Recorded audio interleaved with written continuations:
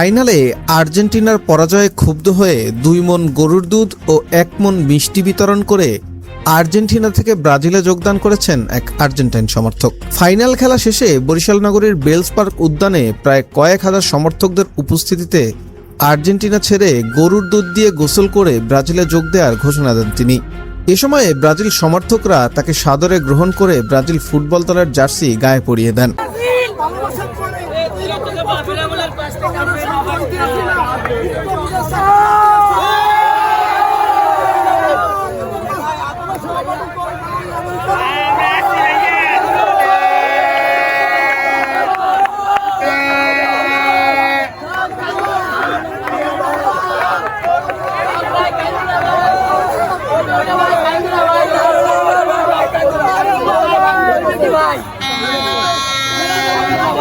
ভাই কথা বলছিলাম, কথা বলি একটু বলবেন। আপনি দেখলাম দুধ দিয়ে গোসল করছেন, পিছন দিয়ে কেউ কথা বলবেন না ভাই। তুমি এখানেই একটু বলেন, পিছন আপনি দুধ দিয়ে গোসল করছেন দেখলাম, কি কেন কি কারণে দুধ দিয়ে গোসল করলেন?